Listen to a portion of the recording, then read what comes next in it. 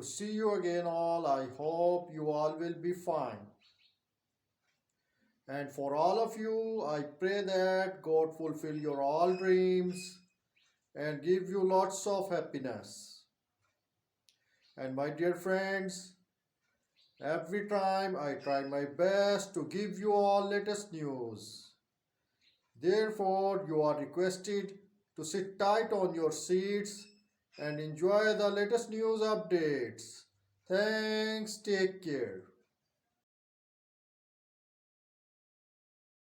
The World Bank confirmed on Wednesday that the electronic payment systems in Iraq are among the best in the region.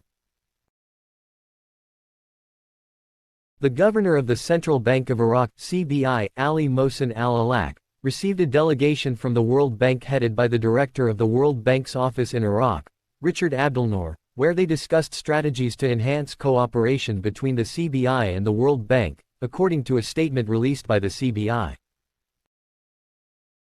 The two sides talked about e-payment projects, financial inclusion, and reform programs aiming to enhance the stability and development of Iraq's financial sector. The two parties discussed the World Bank's support to provide advice in establishing a bank that will be concerned with financing small projects in Iraq, with the support of the International Finance Corporation (IFC). The World Bank delegation commended the measures taken by the CBI to enable financial transfers to various sectors of the Iraqi economy, pointing out that the country has some of the best software and electronic payment infrastructure in the region. And the World Gold Council revealed on Wednesday that Iraq increased its reserves of gold to more than 142 tons. In its latest report issued in January, the World Gold Council said that Iraq remained ranked 30 out of the 100 countries with the greatest gold holdings in the world. Iraq increased its gold reserves from 132 tons to 142.6 tons, representing 8.3% of its remaining other reserves. The report elaborated that Iraq is ranked fourth in the Arab world, after Saudi Arabia, which possesses 323.1 tons, followed by Lebanon, which has 286.8 tons, and Algeria, which has 173.6 tons. With 8,133.5 tons of gold, the United States of America leads the world in this regard. Germany is second with 3,352.6 tons, Italy is third with 2,451.8 tons, and Bosnia and Herzegovina is last with 1.5 tons. The World Gold Council mentioned that Iraq purchased approximately 12.25 tons of gold in 2023.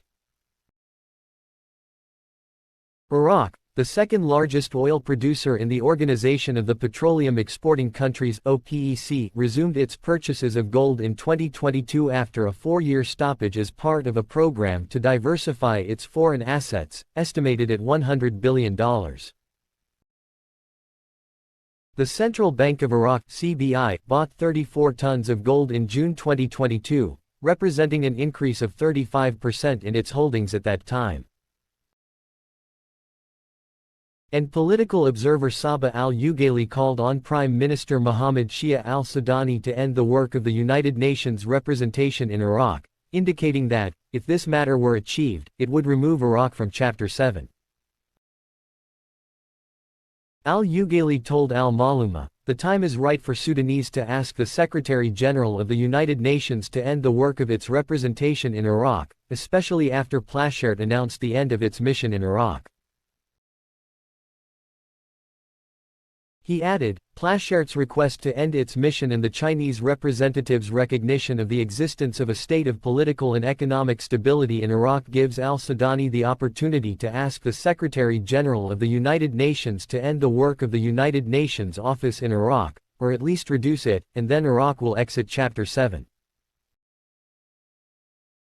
The representative of the Secretary-General of the United Nations, Janine Plashert, had asked the Secretary-General of the United Nations that it was her mission in Iraq during her periodic briefing at the UN Security Council yesterday, Tuesday. It is noteworthy that Iraq has been subject since 1990 to Chapter 7 of the United Nations Charter, which was imposed on it after Saddam's regime invaded the state of Kuwait in August of the same year. This clause allows the use of force against Iraq as it constitutes a threat to international security, in addition to freezing large amounts of its financial assets in Iraq. International banks to pay compensation to those affected by the invasion. Thanks, take care.